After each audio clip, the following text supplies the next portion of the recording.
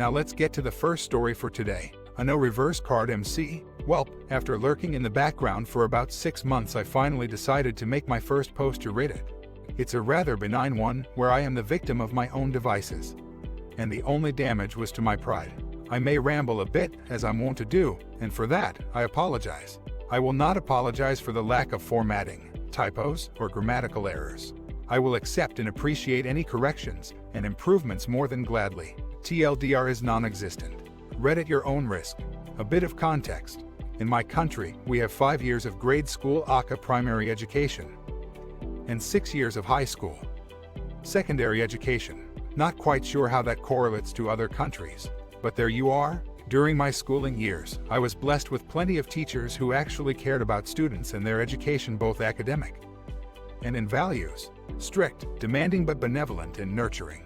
Some were brilliant in their own way, like the chem teacher who the last week of our final year taught us how to use raisins, rum, and a wooden barrel to make a passable facsimile of whiskey. Despite being terrible at chem, I did learn that lesson. Or the ethics teacher who actually motivated us enough to dedicate half our Saturdays to alphabetize the less fortunate population of our local town, opening our eyes to the world around us and what needful really means, and then buying us beer as a reward again, final year. Most of us were of legal drinking age, and those who weren't were weeks away. Different times. There were indeed mean teachers, bad teachers, and phoning it in teachers, but from those, I choose to take what I can use and ignore the rest.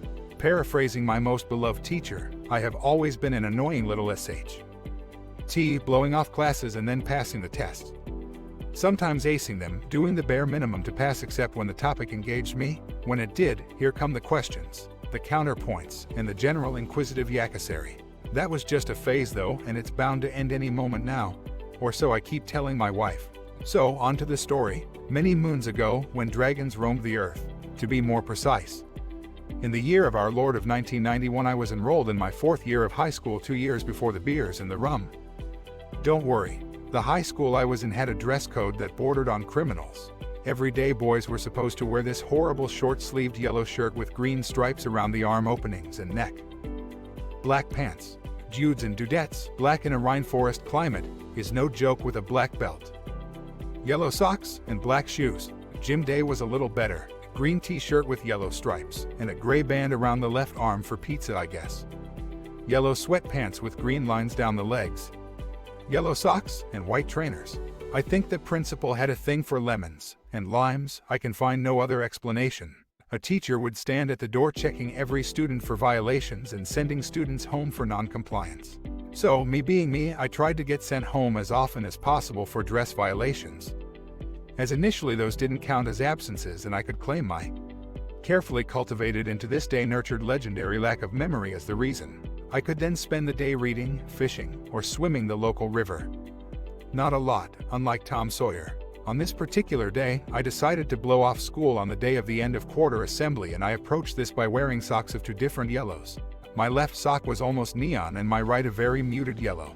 To make it all the more obvious, I went with previous year's pants. A little tighter around the waist and crotch. But more importantly, almost 2 inches short, showing plenty of socks. In hindsight, the pants should have been enough to get me sent home. But that fateful day, our prefect of discipline, Mr. Absalon, had door duty. He is one of the good ones, always finding teachable moments. So I went by Mr. Absalon, and to make sure he saw me, I bid him good morning. He greeted me back and smiled. What the hell, I was sure to be stopped and sent back. So I went back out and entered again, very, very slowly and joking around with schoolmates, calling attention to the idiot in the bright and muted yellow socks and short tight pants. He just waved me through. I went out a second time, and right before I reached him I bent down to tie my shoes, which were moccasins. He mentioned the non-matching socks, to which I just said so. They're both yellow? He just laughed and said, you know what, you're right. I'm letting you go through. Who knows, you might get an education today. In other words, I see your malicious compliance, and I raise the stakes. How many cards? That in itself was awful, condemned to be all day in tight pants and stupid-looking yellow socks. Stupider looking anyway. But during the assembly, right before the principal made the opening remarks, Mr. Absalon took the microphone and announced that on that assembly we would have a special helper, assisting the speakers with speech notes, microphone and water, and would dear Mr. Solva 39 please come up on stage to claim the role. Folks, I'm not a public person. I enjoy being anonymous and flying under the radar. That non-punishment was, in a word, brilliant and artfully applied. After the assembly, in which I conducted myself with as much dignity as can be commanded by one in pig-catching pants into different socks, I was approached. "Mr. Absalon." He just said, "I trust you will be more aware of your uniform in the future." "Yes." Smiled and gave me a light slap on my shoulder. From that day, I made absolutely sure I could live with whatever I chose to wear, whether I meant to be sent home or not. And that, as the pig said, is it, folks. And to the second story, you'd like me to resign. How about I fire myself from this job instead? Part 1, New Job. This happened about a year ago now, but I still think back to it from time to time and appreciate how well it unfolded.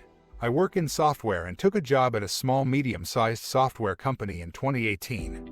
The company was family-owned and I went high school with the CEO's daughter. The place itself was rampant with nepotism, and the company culture wasn't great. Sexist comments and humorous racist remarks were common, but I needed a job and this was one of the few options I had.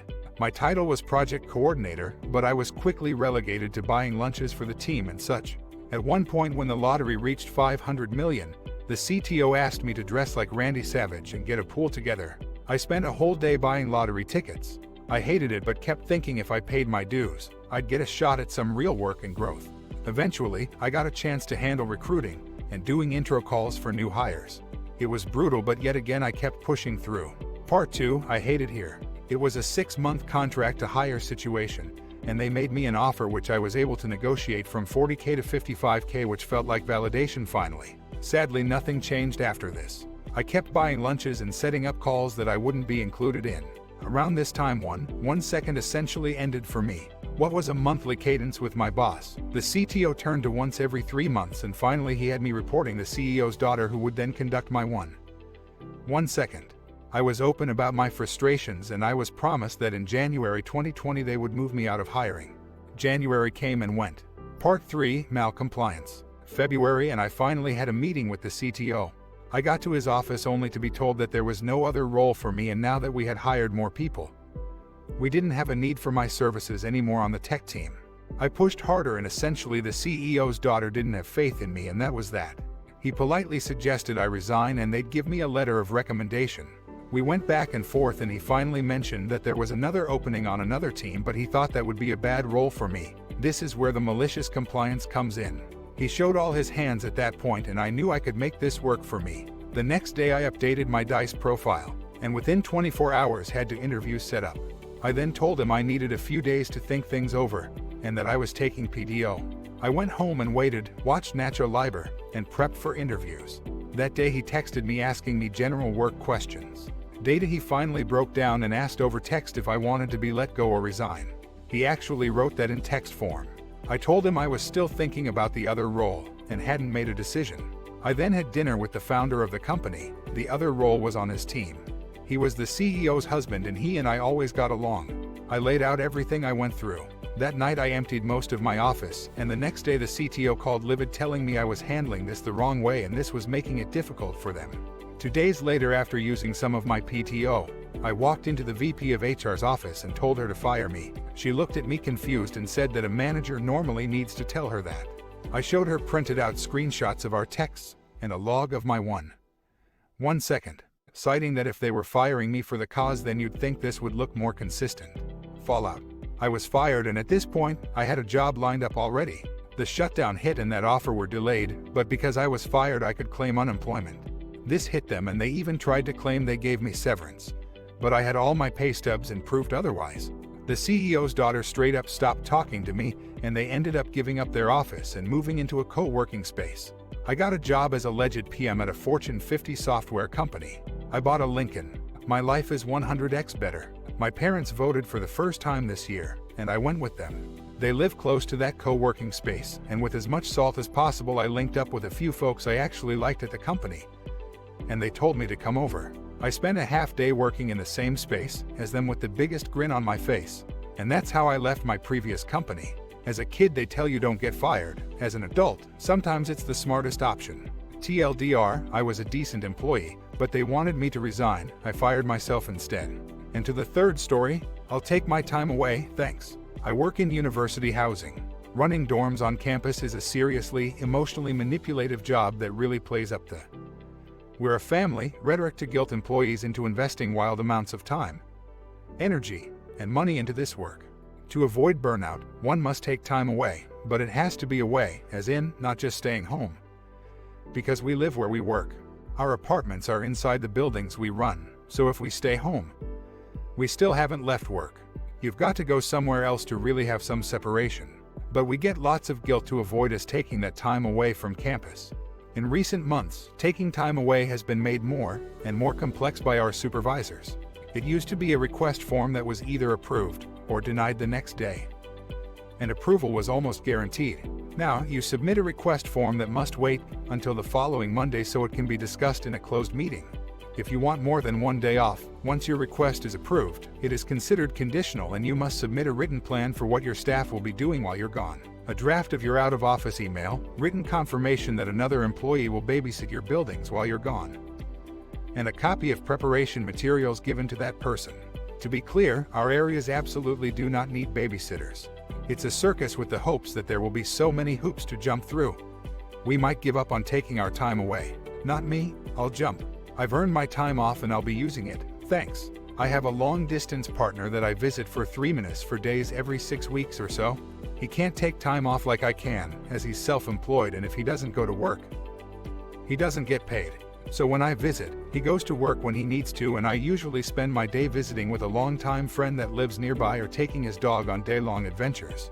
But all the work I do at my job right now can be accomplished remotely. I want to take off for days for my next visit.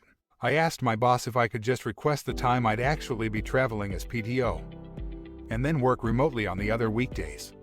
Partial days during my trip. I thought this might be okay as it would keep me occupied, and I could keep up with committee meetings, student meetings, and project timelines. My boss has never said so out loud, but I know she isn't happy with me for taking regular time off. It's been setting an example to the rest of my colleagues, who have also started taking more time off, which they should 100% be doing. Our department still runs smoothly, and my buildings are the best managed on campus. She's just upset I'm not being guilted appropriately to stay here all the time and keep working. My boss told me that she would not approve of me working remotely, as I had to be on campus to do my job. Mind you, during that meeting, I was dealing with a cold and had been approved to work from home. I asked her why that was different than working from my partner's office. She told me that, because I live on campus, I could still be called upon to respond to an emergency if needed. I asked her if I ever would be called on to respond to an emergency, as I am in quarantine for illness and I am not our designated emergency on-call person. She told me her decision was final, but if I still only wanted to take 2 days off, I could shorten my trip. I told her, no, that's fine. I just won't work at all for those 4 days. Clearly, this was not what she thought would happen. She replied that, even though I would need to take PTO if I was off campus, I would still be more than welcome to attend committee and student meetings during my vacation. I told her, no thank you. If I have to take PTO, then I will not be working during that time. Thank you for answering my questions though. She's been giving me the stink eye for the past week. I wish I felt sorry for her, but if you're going to make rules, you should be prepared for the possible outcome that people might just follow them. And now to the final story. Don't ask me again about a refund or you'll get nothing. Okay, I won't.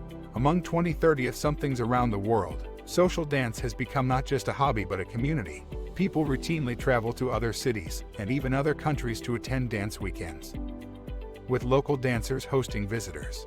It's a great combination of fun, social connections, and hijinks, and a physical skill that can ratchet up to high intensity. Many such events are organized by professionals, who are event organizing rock stars. Other events are fly-by-the-seat-of-their-pants affairs, run by amateur organizers who couldn't manage a lemonade stand. This story is about the second kind. An organizer announced a 4-day dance camp in another state with a bunch of instructors. It was a first-time event, but I knew these people from some past events, and it sounded like fun. For months before the event, a registration website opened, and the early bird registration cost was like $600. I had the time and 30 single professional income, so I bit the bullet. Weeks passed. TBD event details remained TBD, which was unusual but not that unusual. More weeks passed. I started periodically emailing the lead organizer asking for updates. Occasionally I got a vague assurance that it's all good. Other times, Radio silence. Deepening skepticism. For days before the start of the event, I received a message from the lead organizer. Event cancelled. Something rain damage to the venue. I was disappointed, but hardly surprised. Mostly annoyed because United wouldn't change or refund my ticket. When shall I expect a refund? Sorry, we all lost money on the planning of this event. No refunds. What? I started digging. Rain damage looked sketchy because the National Weather Service reported that the whole state had received 1 inch of rain in the past month. I personally knew one of the lead organizer's associates, so I called him up. Yeah, no rain damage. He gave me an earful about months of non-planning. The event had been a mirage. I sent a rather to-the-point email message demanding a refund, and the lead organizer agreed and asked for a few weeks. The refund didn't arrive. More email exchanges led to more promises and more missed dates. Eventually, about 9 months after the scheduled event, I received one last response. Don't ask me about this again, or I won't refund anything. I waited another month, and then, late one evening, something in my brain clicked, and I decided, time's up. Malicious compliance, he doesn't want me to ask him about it again. Okay, I won't. Instead, I visited the main web forum for this dance community and posted my entire experience. Backed by facts and dates and quotes, I copied the full unedited email exchange between me and this organizer, up to and including his last message. I reviewed and tweaked it carefully, repeatedly, making sure that every statement was accurate and fair. I clicked post and went to bed. When I woke up the next morning, my inbox was on fire. The dance community came down on this organizer like a nuclear bomb. Upcoming events scratched him from their rosters. People posted about some of the slimy things this organizer had done previously in past events. Students and, I was later told, some close friends dropped him. The best part, a few pro-organizers of other, top-tier events publicly responded. This is not how our community operates and not how we treat people. And to prove it, we're offering Reckless Commenter a complimentary pass to our events. The lead organizer initially posted an indignant reply, but quickly realized the gravity and hopelessness of his situation and shifted gears. He called me, first time actually communicating with me outside of email, pleaded for forgiveness, and promised a full refund, sniveling a bit about needing to take a cash advance from a credit card. The full refund arrived about a week later. For years afterward, I periodically received messages from people reading, "Hey, this organizer wants to do an event with us, but we heard something about a bad experience you had with him. Can you tell us what happened?" Sure, here's a link to the forum post that documents what went down. I deleted it about 5 years after the event because I don't believe in ruining people for life.